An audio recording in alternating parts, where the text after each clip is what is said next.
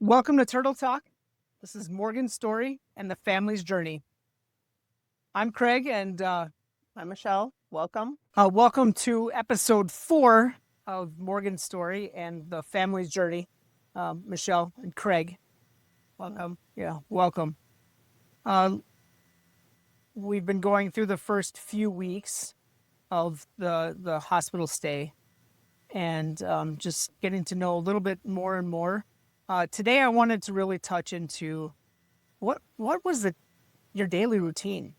What did you? I know you got to be there with her, day and night, a lot of the time for most of the first few weeks. Right. So what? How did you pass time? So, when we were first in the ICU, the only time we had was praying. Like, we just sat there with her and we just prayed and we prayed. And we had a little family room, and people would come and visit or bring us some food, or, hey, they called, say, can we bring you supper? Or, what do you need today? I'm like, I need a toothbrush. Yeah. Like, because I was not leaving this place until Morgan was past the critical stage, right? So until we hit past the critical stage, which was typically until we moved to the ICU step down, she was still in that critical stage, even though the brain pressure had gone down and all that.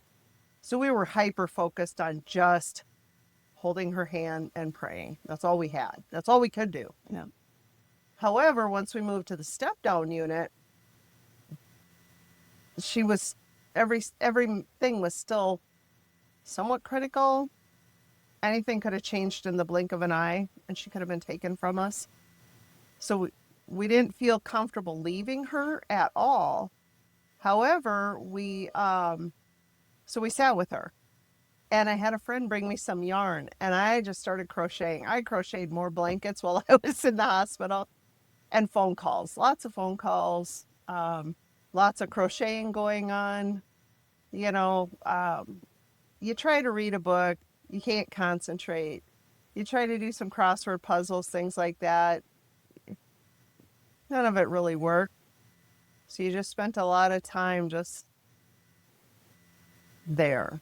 I passed the time by visiting with people that came to visit. We had a nice steady stream of friends and family coming to see her, to see us, bring us stuff, bring us the kids.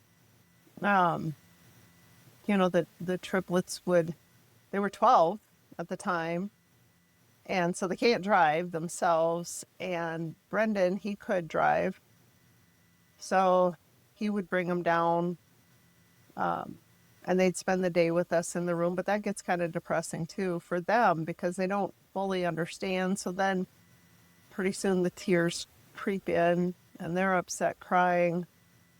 So we finally got in a routine where one of us would spend the day with them, the other would stay at the hospital, and we kind of switch up, once a day or every day or every couple days we'd switch, depending on what had to happen or what was going on.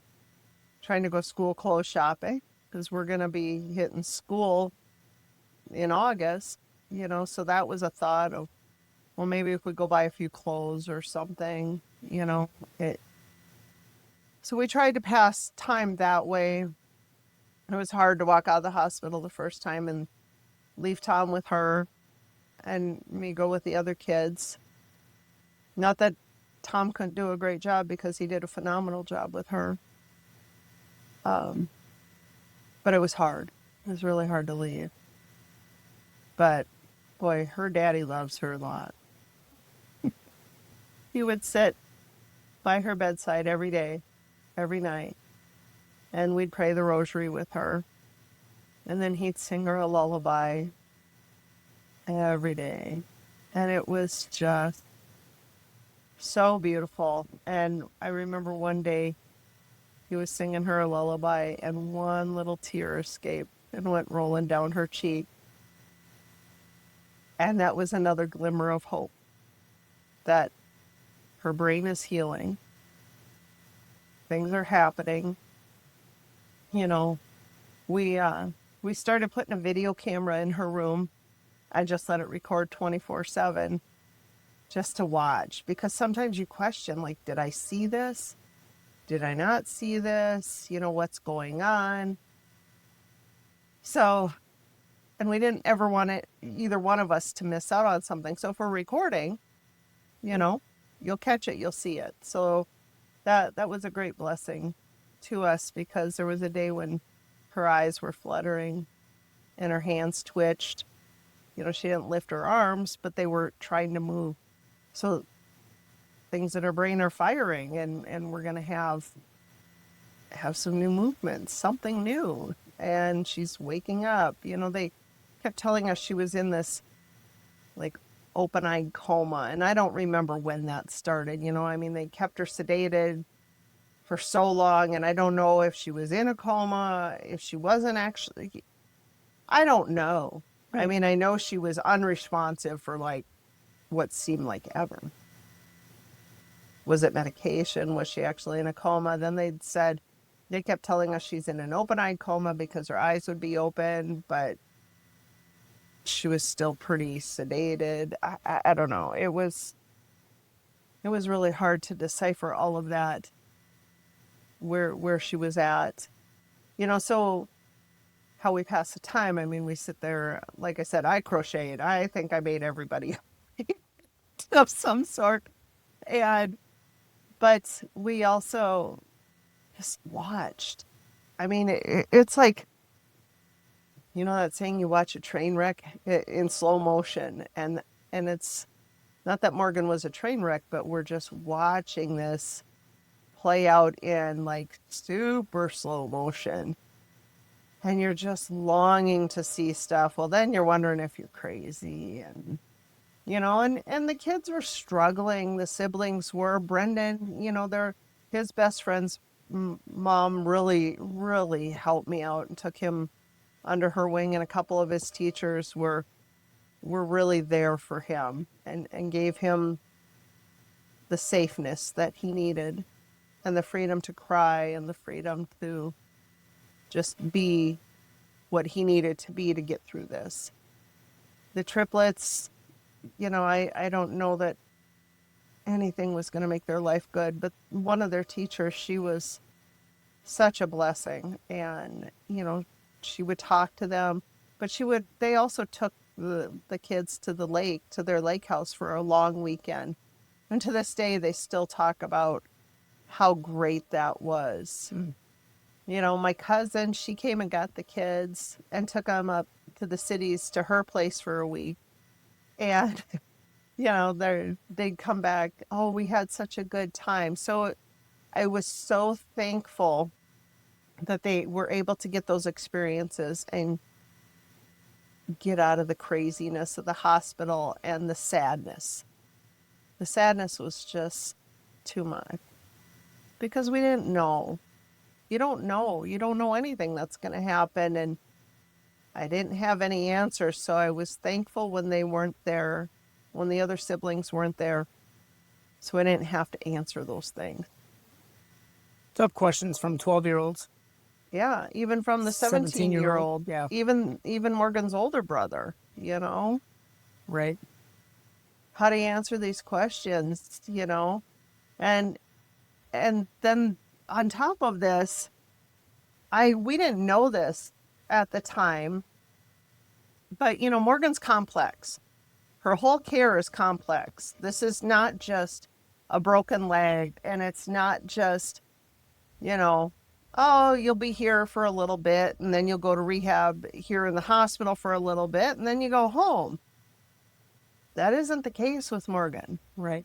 So did you have somebody that kind of directed all that with the hospital? Well, we were given a case manager, and I didn't feel that she was very good at telling us or helping us or guiding us, because now remember, that doctor has already kind of let it know, and that Morgan should just go right to a nursing home and lay there and drool until she dies.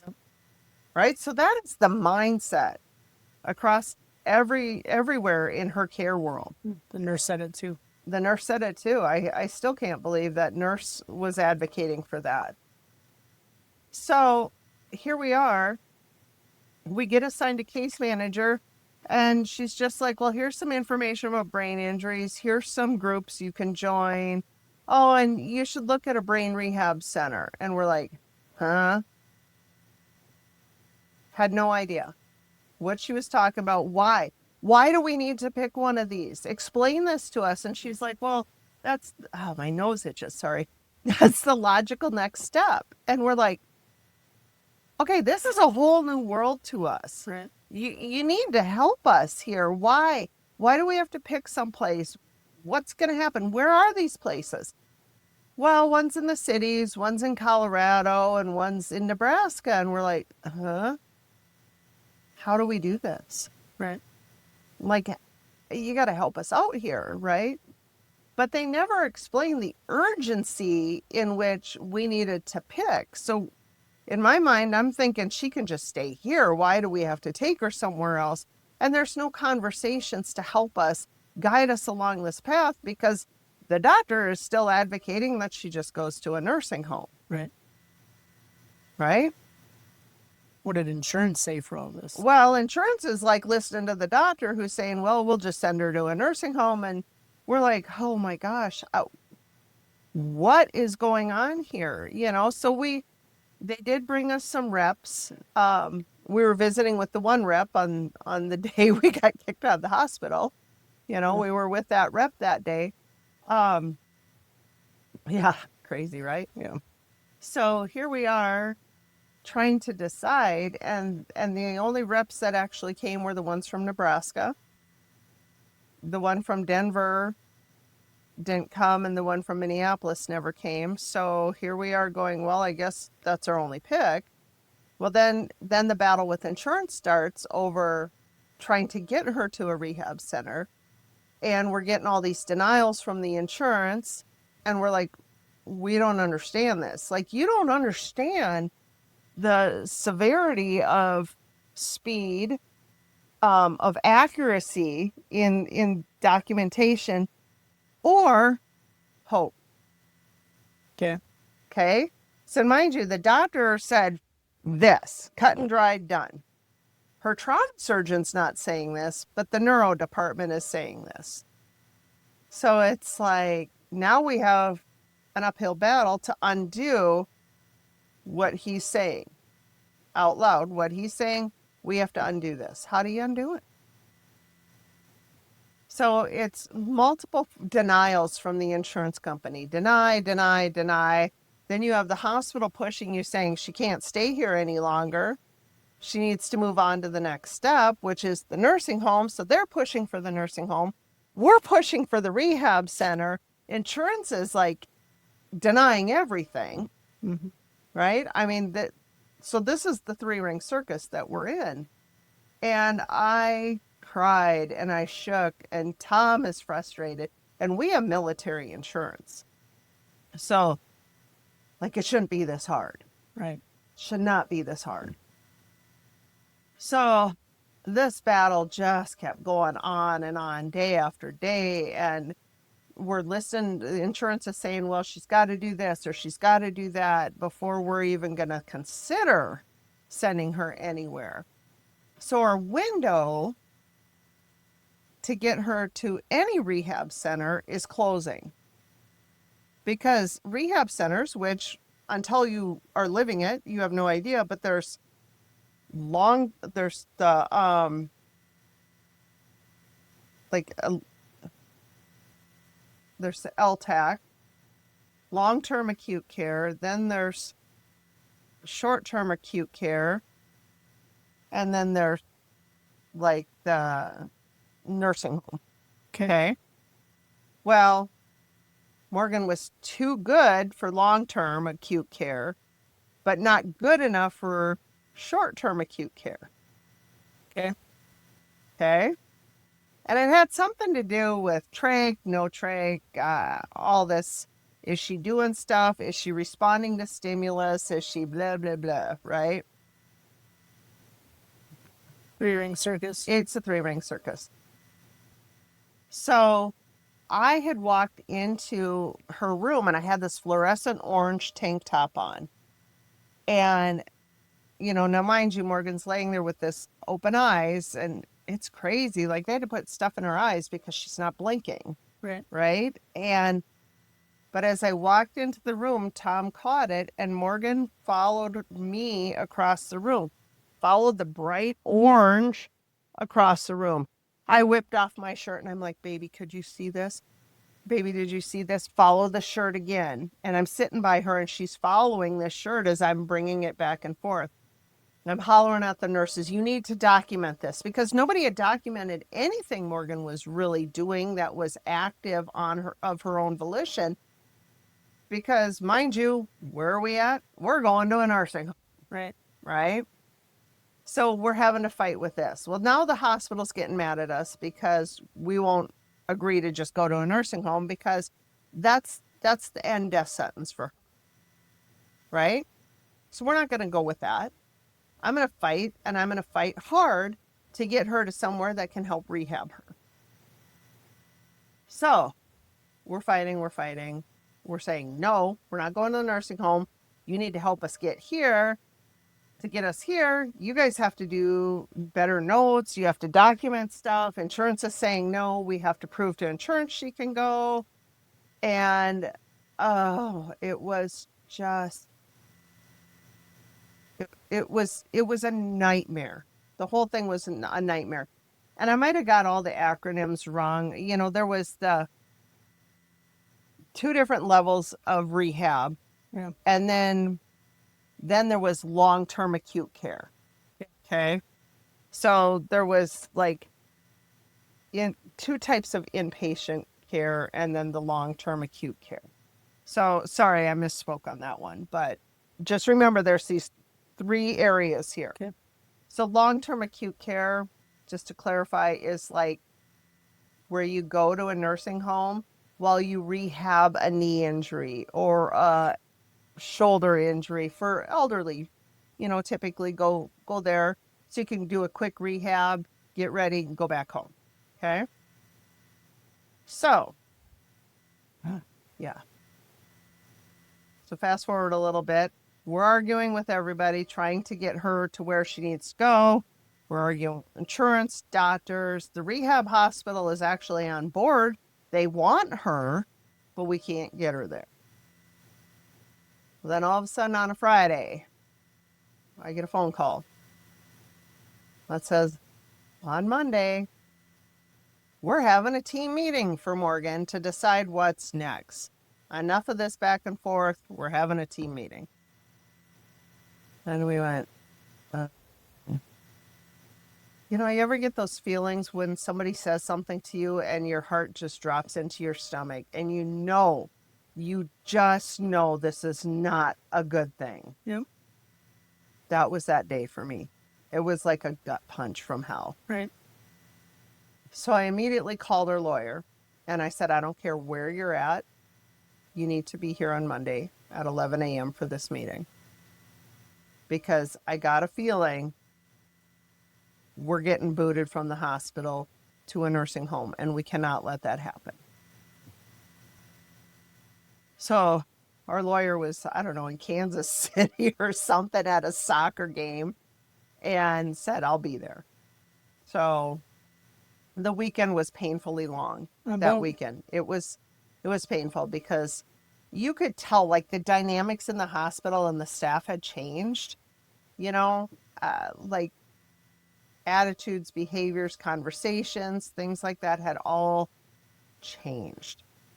And so we were very on edge, and we made sure the kids were taken care of. Everything was lined up. So now fast forward to Monday morning. And we're sitting there. It's Tom and I and our lawyer, and he's sitting there. He was just so casual and stuff. My husband says he reminded us of Jimmy Buffett. Okay. Sitting there, right? Yeah. Like just so laid back and relaxed. And we're like in panic mode. And we're like, why aren't you frazzled? We're frazzled. What the hell? Help us. He's like, it's okay. It's okay. Just be calm. So we're sitting there having coffee and just visiting. And in walks the doctor. The neuro. the neuro doc. Okay. Walks in. Walks up to Morgan's bed. Puts his hands on her shoulders. Wake up! Morgan! Wake up! Morgan, move your eyes! Morgan, say something! And he's shouting at her. And I jump up and I'm like, what the hell are you doing? I said, why are you shouting at her? And he said, well, I haven't seen her for a few weeks and I need to see her before this meeting. And he says, I told you she's not going to do anything, as you can see. And I said, well, this girl had severe anxiety before her accident, and you shouting at her, I wouldn't do anything for you either. Right? And he's like, okay, Mom, make her do something then. And I'm like, Morgan, baby, please, baby, just wiggle your finger, do something, show him you're in there. And her finger moved just a little bit. He goes, oh, that was just a stimulus reaction. It wasn't volitional. And my heart just crumbled. It crumbled right there. And I just thought, they're going to kick her to a nursing home. And there isn't a damn thing I can do to save her. Because this doctor won't change his opinion. He hadn't seen her in probably 2 weeks. Hadn't even come to her room. Yeah. And then to come into her room and start shouting at her. Now, mind you, who's all sitting in the room? Yeah. Tom. Mom, Dad, and the lawyer. Right. Although I think everybody thought the lawyer was Grandpa because he didn't even bat an eye at it. Yeah. So 11 o'clock rolls around. We walk down to this meeting. We walk in this room, and there must have been 40 people in there. Wow. And I went, what the heck? So I look at the one person that I did know, and I said, so who the hell are all these people? And he's like, well, we'll go around the room and introduce everybody. And I'm like, no, who are they? And he's like, well, this is her care team. And I said, well, that's really funny because I've only seen like 5 or 6 of these people. It's like, well, we'll go around the room and introduce. So he went around the room and there's all these people. Like, I'm from respiratory, I'm from here, I'm from there, I'm insurance, I'm social workers, I'm nursing, I'm this. I'm like, we haven't seen any of you people. Right. Like, how can you be on our care team when we've never seen any of you, right? So they go all the way around the room. Well, the second to the last person they asked was the doctor, and he's like, well, I'm so-and-so, and I'm Morgan's doctor, and blah, blah, blah, you know. Well, the last person they asked who they were was our attorney, and he's like, well, I'm Steve, and I'm Morgan's attorney.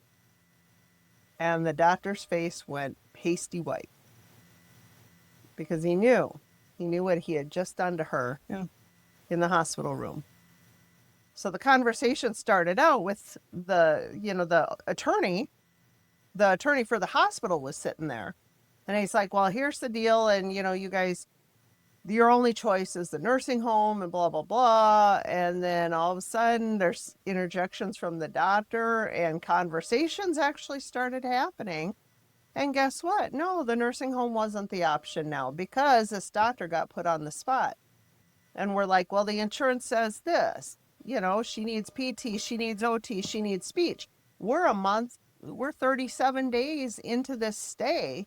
She has not seen a PT person, an OT person, or a speech person in its entirety. Right. Nobody. At the hospital you're at. At the hospital we're at the trauma hospital.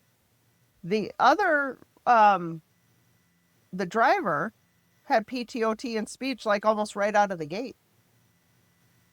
But we didn't get it. Do you think that comes back to that bias where they exactly. where they played off? Yeah, she was exactly. Because later on in later conversations amongst the families, that was definitely the feeling is that Morgan got worse treatment because they thought she was the driver. And the other one that they thought was the driver, the other passenger, well, he got out within a few days of the hospital. So there couldn't be a bias anymore against him because he's already gone. So the bias now is against her, even though it was proven that the other one was driving. Right. But the damage had been done, kind of like with the newspaper article. Yeah. The damage was done. The precedent was set. This is the attitude.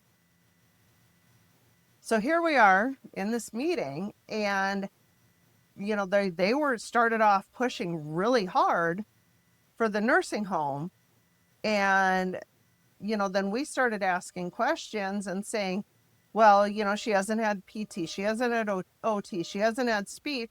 The insurance is saying they need documentation to show she can actually do something, that she's actually worthwhile rehabbing. Worthwhile rehabbing. It's all about the money. Mm-hmm. And Yeah. that was from the insurance. That was from the insurance. Because, mind you now, she wasn't worth rehabbing. Right. In the doctor's eyes from day one. So here we are. So we started asking these questions and said, okay, listen, we want her to go to the rehab center.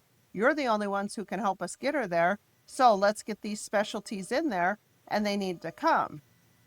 So finally, it was agreed that these specialties would come in, and they would start doing therapy with her once a day, twice a day, I think it was, right away. And then they would start documenting stuff. And the insurance needed a few weeks of documentation before they'd approve anything. But that was a long fight. Did they ever tell you why it took 37 days to get this No, figured out? no, Just how it worked. that's how it works. And your case manager Was worthless. sounds, We saw her when we were still in the ICU proper. yeah. And then after that, we didn't see her. But she was in the care team meeting. So nobody was there advocating for Morgan. Right.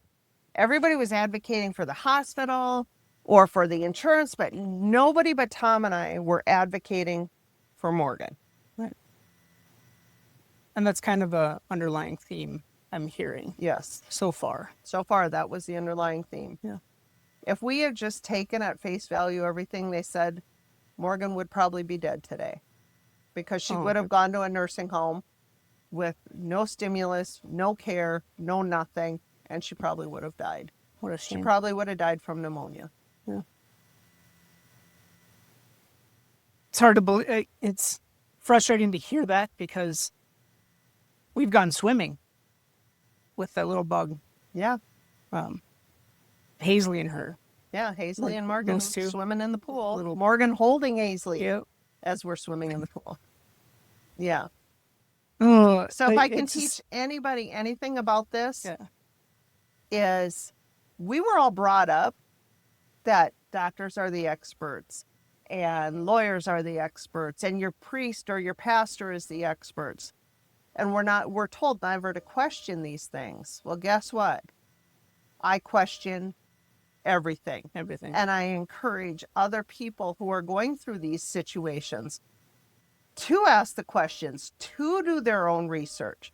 Google's a wonderful tool, and don't be afraid to ask. Right. Like, search this stuff up. I can tell you right now, I know our insurance policy manual better than the insurance company does. I bet you do. I have read every single page of the insurance policy and their manual, everything. I've read it. And it's okay. It is okay. Everyone hear me. It is okay to ask for a change of doctor. It is okay to say, I'm not comfortable with someone, and ask for someone new. And it is okay to question everything, because nobody's going to advocate for your loved one like you. I was just going to say, you have to be your own advocate and your loudest advocate, Right. because you have to be. You have to be. If Tom and I hadn't fought like we did for her, we would not be where we are today. Right. Sitting Morgan here wouldn't be. having this conversation Yeah. about Morgan and the great things that she's done. Right. Absolute truth. And with that, I think that's a good episode. Stop. There we go. Yeah. I laugh because I always worry that I'm not going to know when to stop an episode, but that's a good pause.